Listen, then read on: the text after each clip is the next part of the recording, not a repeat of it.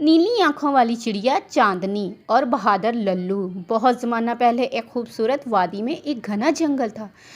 اس جنگل میں رنگ برنگے پھول کھلتے تھے، درختوں پر ہری ہری پتیاں لہراتی تھیں اور ہر طرف پرندوں کی چہچہاہٹ سنائی دیتی تھی۔ اس جنگل میں ایک نہایت خوبصورت چڑیا رہتی تھی جس کا نام چاندنی تھا۔ چاندنی کا رنگ ہلکا نیلا تھا اور اس کی آنکھیں گہری نیلی اور چمکدار تھیں۔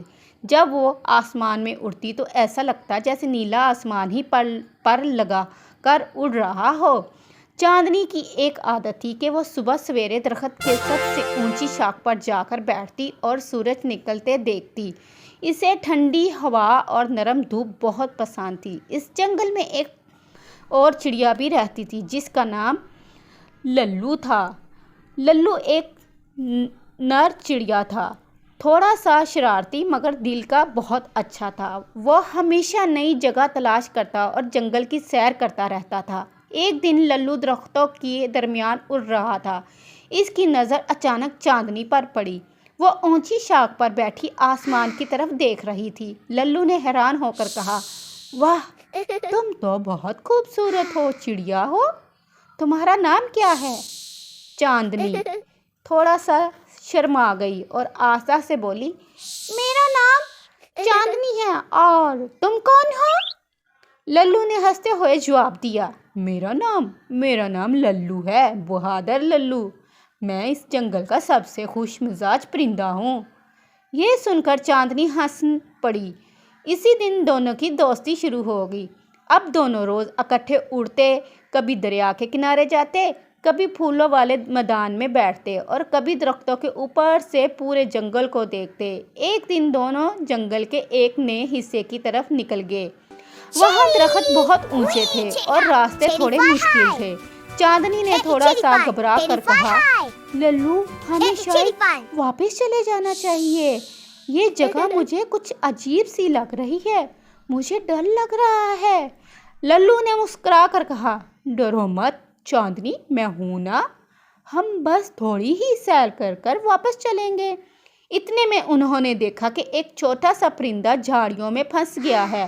وہ بار بار نکلنے کی کوشش کر رہا تھا مگر کامیاب نہیں ہو پا رہا تھا۔ چاندنی فوراً اس کے پاس اڑ کر گئی اور نرم آواز میں بولی، پریشان نہ ہو، ہم تمہیں نکال دیں گے۔ للو نے اپنی چونچ سے آہستہ آہستہ ٹہنیاں ہٹائیں اور کچھ دیر کے کوشش کے بعد وہ ننھا پرندہ آزاد ہو گیا۔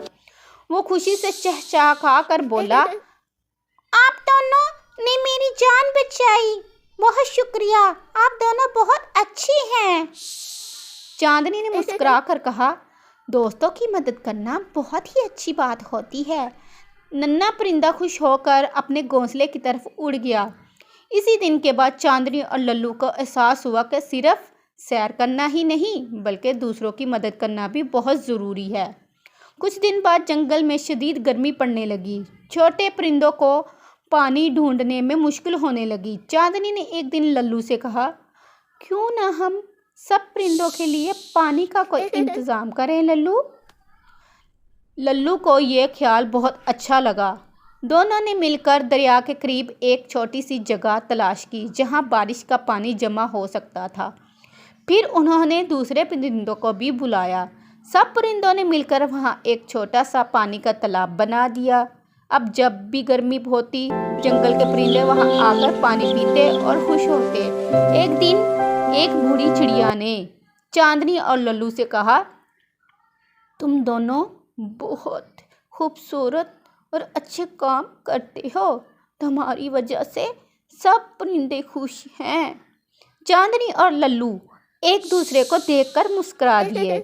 اس دن آسمان پر پورا چاند نکلا ہوا تھا اور چاندنی کی نیلی آنکھیں اس روشنی میں اور بھی زیادہ چمک رہی تھیں۔ للو نے ہنستے ہوئے کہا، چاندنی، تم واقعی اپنی نام کی طرح روشن ہو۔ چاندنی نے جواب دیا، ہاں، اور تم واقعی سچے دوست ہو۔ اس کے بعد دونوں ہر دن صرف جنگل کی سیر کرتے بلکہ دوسرے پرندوں کی مدد بھی کرتے۔ یوں پورے جنگل میں ان کی دوستی اور نیکی کی کہانیاں مشہور ہو گئی۔ بچوں، یہ سبق، اچھی دوستی وہ ہوتی ہے جس میں محبت ہو، ایک دوسرے کا ساتھ ہو اور دوسروں کی مدد کرنے کا جذبہ ہو، اسی کو سچی دوستی کہتے ہیں۔ اچھے بچوں کے لیے اچھی دوستی کا پیغام۔